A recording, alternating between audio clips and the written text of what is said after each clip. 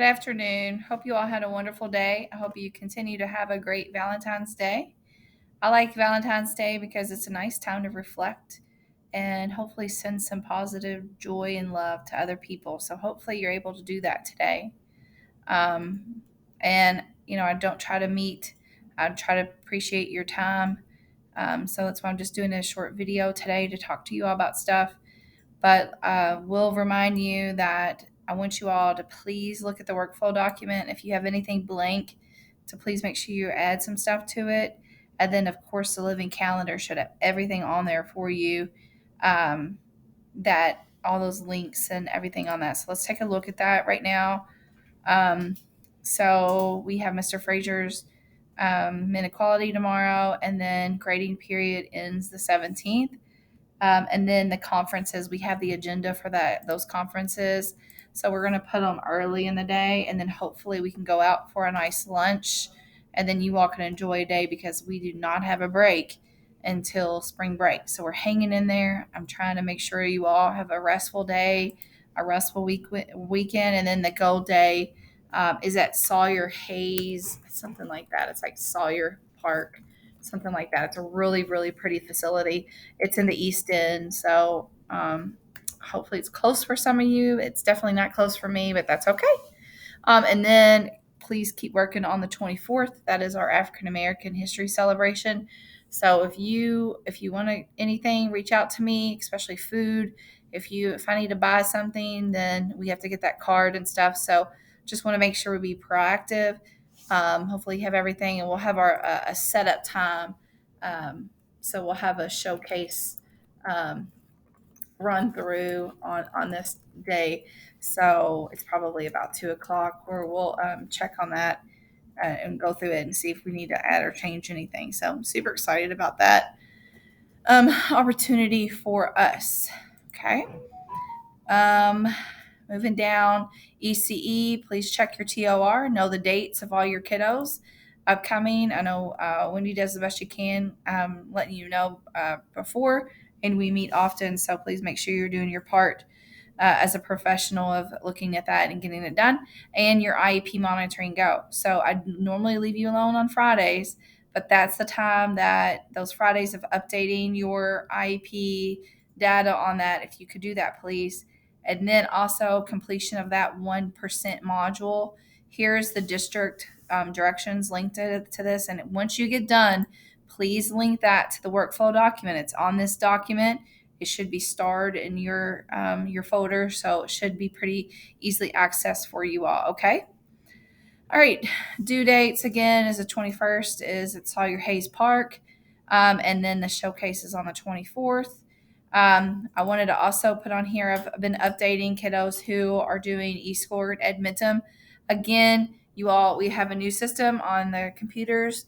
You don't have to have kids on them if you don't want to, but there's some kiddos who are on them if they can have chances to work on that. If they are the ones who are doing that and they just are listening to music and you find that to be a little too much, sure, let me know. You can shut it down, whatever you want in your classroom. Just remember, you're not taking computers away from everyone, especially you have your own computer in your own room now, so that you should be able to handle that. I want to throw that out there that I've noticed Sam is consistently failing other classrooms. So I want y'all to take a look at her IEP. I met with y'all yesterday about that. So making sure that look at all there's a support. She has about 50 supports. I'm not even joking on all that. So we want to make sure, especially at the end of the 6 weeks, we want to make sure everyone is great. I also want to take this time and appreciate all the teachers who working hard last week, getting all the moves and changes. And I really appreciate you all being flexible. As you all know, in school, that we need to be reflective and adaptive. And that kind of goes with start times. So I'm going to present you all to this. I do not have, I cannot give you all access to it. I can only review this with you. And that's why I've waited kind of long to give you this. I've also been busy, so, it kind of worked out. But I'm going to talk to you about the start time proposal. A lot of people said, oh, well, it may not affect us. I will say we met today with Heather and the other APs, and there could be some changes. There could be some changes where all hospitals go to a certain time and all residentials could go to 8:30 to 3:30. That could be a thing. Now, we will have that done before transfer window. Um, so we'll have that for you if that's an issue that you might, need to change or do something. I hope not, but that's just your ability to transfer if that doesn't work for you. But we're going to take it for what it is right now and work with it. But just giving you a heads up, there could be some changes. Okay, so it's an efficient way of a transportation system, and they're going to share this in the board meeting today, and so they wanted to give this to you all before you had the board meeting. So we have fewer bus drivers, the benefit of later times for adolescents for their sleep schedule. A lot of our kiddos are getting on the bus at 5 in the morning, or 5:30, and then some are getting home at 6 o'clock. So it's just been really crazy.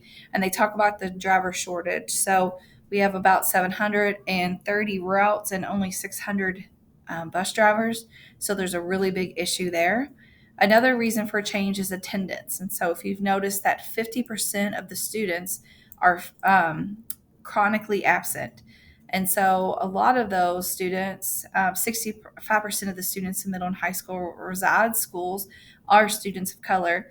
So we do have an equity issue here, and we want to make sure that we are making sense and making the better changes for the betterment of students, not necessarily adults. And so there's an overview. There's 9 different start times, and this is how they broke them down. Um, the new proposal, it'll start next school year. Better resources, separate schools on the same campus on different routes. So what that means is a route, say, if they were riding here and they ended in by my house in the PRP area, maybe they would pick up a route at PRP. So they wouldn't go all the way back to the school and then start the route again. They will have kids walk a little bit more to their buses. So they're not going to have so many frequent stops, but more of a stop for them.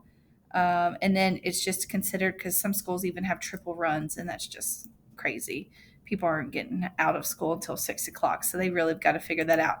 And then early childhood will be the same if it's inside the elementary school. So here's the slide everyone wants to see. So these are the times. This is where all the schools and that start at 7:40. If you notice the time here, and then this big chunk here, a lot of the high schools start here, and then like the whole premise was nobody is going to start um, after an hour. So really, there's no high schools after 8:40 because they all started at 7:40.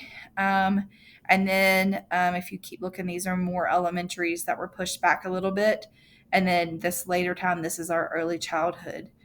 So those kiddos are late. Those are those kiddos in the early childhood. So take a look at that. This is what their proposal, the benefits would be, just a decreased number of routes, the projected runner, the drivers. Let's see. We have kids coming late to school every day. We have kids getting home really, really late. Cut cost, potential attendance improvement for kiddos to sleep a little bit more. And then the challenges, of course, are families and schedules would impact staff. It impacts some staff.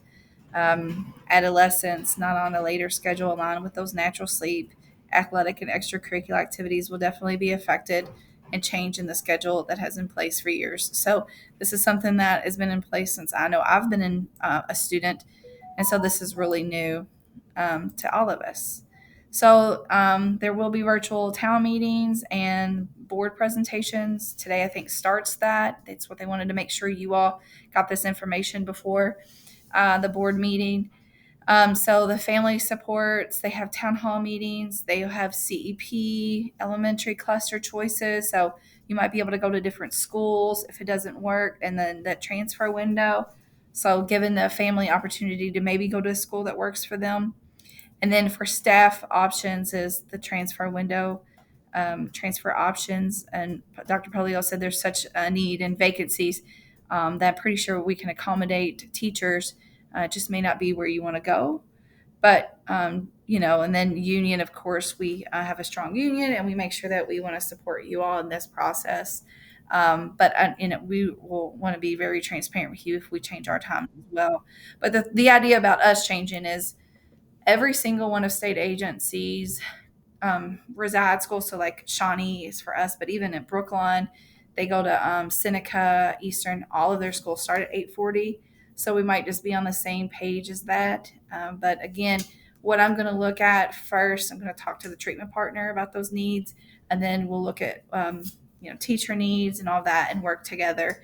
But it should be done before March 1st if that's something that's really important to you, if time is an issue.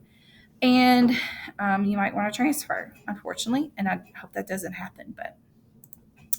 And then, of course, they end it with a change, and it's for graduation. So the goal is to get kids graduated, get kids to school and home safely, and just make sure that we're promoting that success and reaching kids what they need.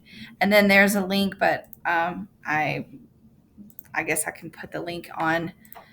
Let's see, on the agenda, but I can't give you the presentation. But I'll put that on the agenda really fast, so you will be able to give that feedback if you need it or any questions. So, yeah, that's all I have for you all. You all have a wonderful day. I hope you have a great Valentine's Day, and you all get some rest tonight and start fresh tomorrow. Have a great day.